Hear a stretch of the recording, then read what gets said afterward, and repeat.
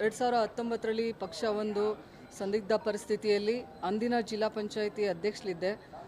ಪಕ್ಷ ನನಗೆ ಅಂದು MP ಚುನಾವಣೆಗೆ ನಿಂತ್ಕೋಬೇಕು ಅಂತ ಹೇಳಿದಾಗ ಚುನಾವಣೆಗೆ ಸ್ಪರ್ಧೆಯನ್ನು ಮಾಡಿ ಕಡಿಮೆ ಅಂತರದಿಂದ ಸೋತಿದ್ವಿ. ಅದಾದಮೇಲೂ ಕೂಡ 5 ವರ್ಷ ನಾನು ಪಕ್ಷದ ಒಂದು ಚೌಕಟ್ಟಿನಲ್ಲಿ ಪಕ್ಷಕ್ಕೋಸ್ಕರ ಕೆಲಸ ಮಾಡಿ 2023ರಲ್ಲಿ ಅಧಿಕಾರಕ್ಕೆ ಬರೋದಕ್ಕೂ ಕೂಡ ಸಾಕಷ್ಟು ಶ್ರಮವನ್ನು ವಹಿಸಿದ್ವಿ. ಅದ್ರ ಜೊತೆಗೇ ಸೋತಾದ್ಮೇಲೂ ನಾನು ಕಂಪ್ಲೀಟಾಗಿ ಜಿಲ್ಲೆಯಲ್ಲಿ ಒಂದು ಸಂಘಟನೆ ಮಾಡಿಕೊಂಡು 2024ಕ್ಕೆ ಮತ್ತೆ ಪಾರ್ಲಿಮೆಂಟ್ ಚುನಾವಣೆಗೆ ಸ್ಪರ್ಧೆ ಮಾಡಬೇಕು ಅನ್ನುವಂಥ ನಿಟ್ಟಿನಲ್ಲಿ ಒಂದು ಓಡಾಡಿಕೊಂಡು ನಾವು ಪ್ರಬಲ ಆಕಾಂಕ್ಷಿಯಾಗಿದ್ದೆ. 2024ರಲ್ಲಿ ತಮಗೆಲ್ಲ ಗೊತ್ತಿದೆ, ಅಂದಿನ ದಿನದಲ್ಲಿ ನನಗೆ ಟಿಕೆಟ್ ಕೈ ತಪ್ಪಿರುವಂಥದ್ದು.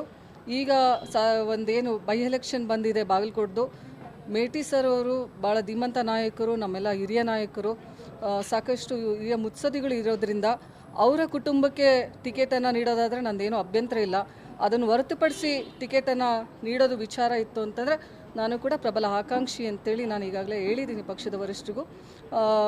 ಪಕ್ಷಕ್ಕೋಸ್ಕರ ಸಾಕಷ್ಟು ದುಡಿದಿರೋ ಅಂಥದ್ದು ನಿಟ್ಟಿನಲ್ಲಿ ಪಕ್ಷಕ್ಕೋಸ್ಕರ ಸಾಕಷ್ಟು ನಾವು ಮಹಿಳಾ ಘಟಕವನ್ನು ಮಹಿಳೆಯರನ್ನು ಸಂಘಟಿತ ಮಾಡಿದ್ರಲ್ಲಿ ಆಗಿರ್ಬೋದು ಸಾಕಷ್ಟು ಶ್ರಮ ವಹಿಸಿರೋದ್ರಿಂದ ನಾನು ಕೂಡ ಒಬ್ಬ ಪ್ರಬಲ ಆಕಾಂಕ್ಷಿ.